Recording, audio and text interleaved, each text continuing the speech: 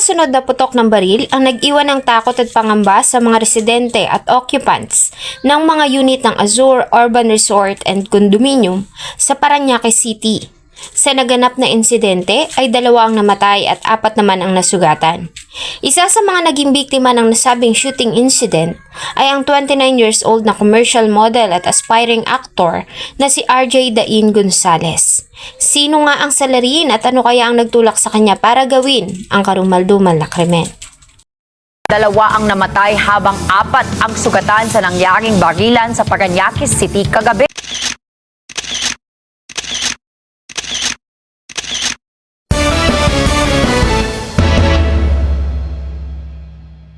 March 4, 2026, Huwebes ng gabi, nang makatanggap ng tawag ang tanggapan ng kapulisan ng Parañaque City. Ang tawag ay nagbula sa Azure Urban Resort and Condominium, kung saan ay may naganap umanong pamamaril at may mga taong nasugatan at tinamaan ng bala. Nang matanggap ang tawag ay agad namang tumugon ang tanggapan, bagamat may kalayuan ng lugar sa kanilang istasyon. Pagdating nila sa lugar ay agad nilang sinecure ang area at agad na dinala ang mga biktima sa ospital ng Parañaque. Sa kasamaang palad at exactly 8:44 ng gabi ay binawian ng buhay ang 29 years old na si RJ Gonzales. Pagsapit naman ng 11:12 ng gabi ay binawian din ng buhay ang isa pang biktima na ang 52 years old na si alias Edwin.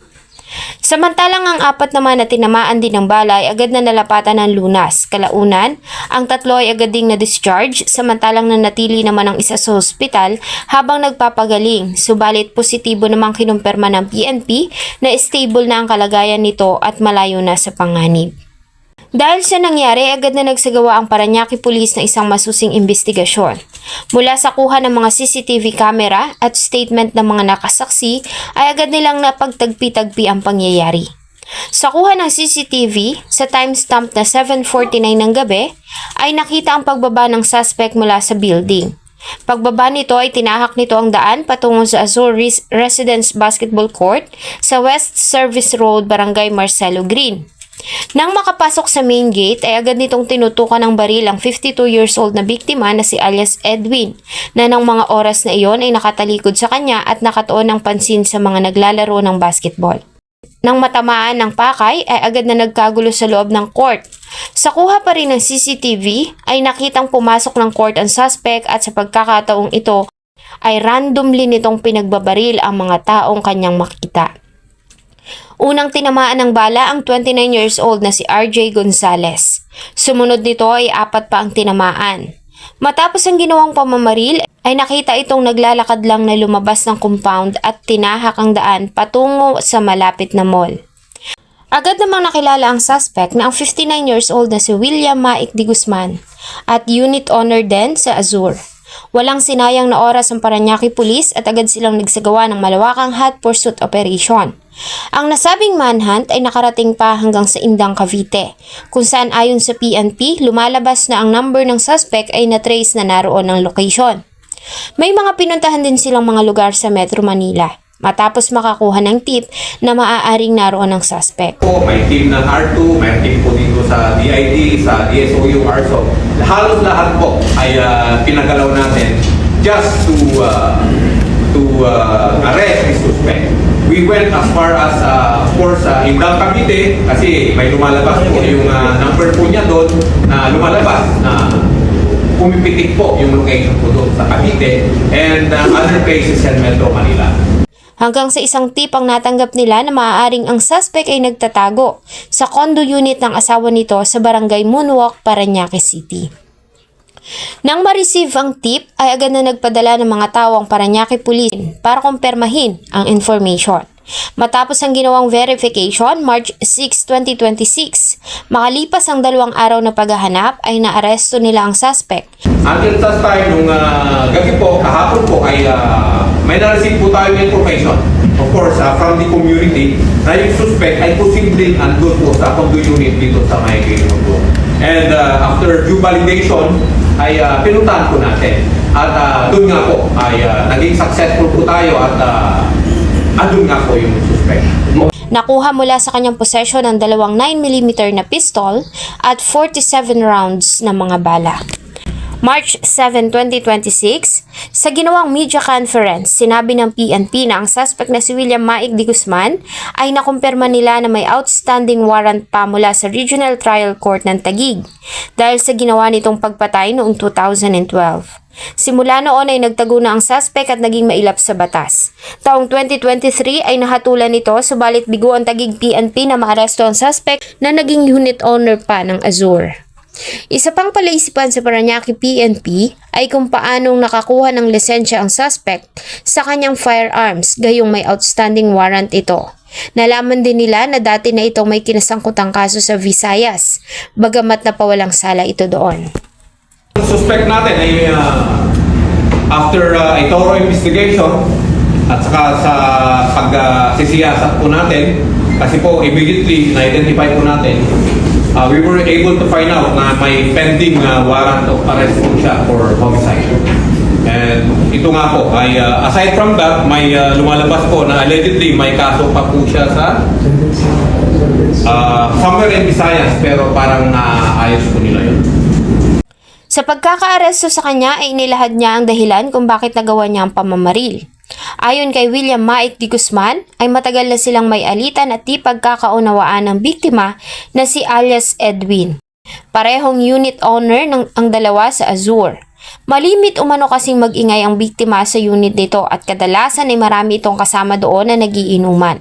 Ilang beses niya na itong kinatok mula buwan ng December 2025 hanggang February 2026. Subalit sa halip na humingi ng pasensya ay niyayabangan siya ng biktima. 2 beses na din siya nitong inireport sa management. Ayon sa kanya ay uminit ang kanyang ulo at naubos ang kanyang pasensya, kaya niya ito binaril.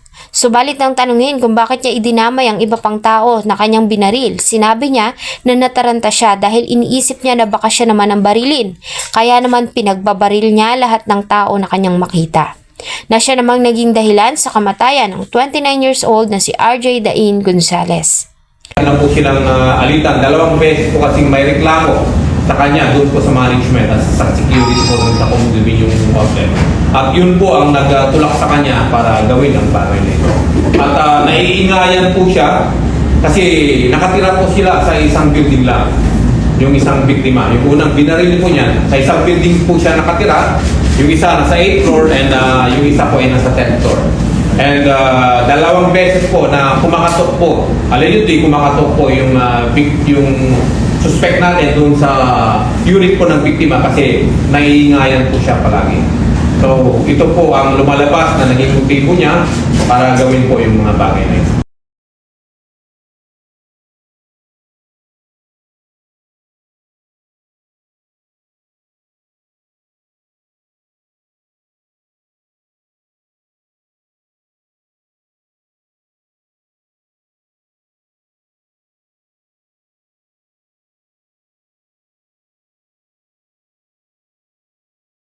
Tapos nagiinuman sila ron eh.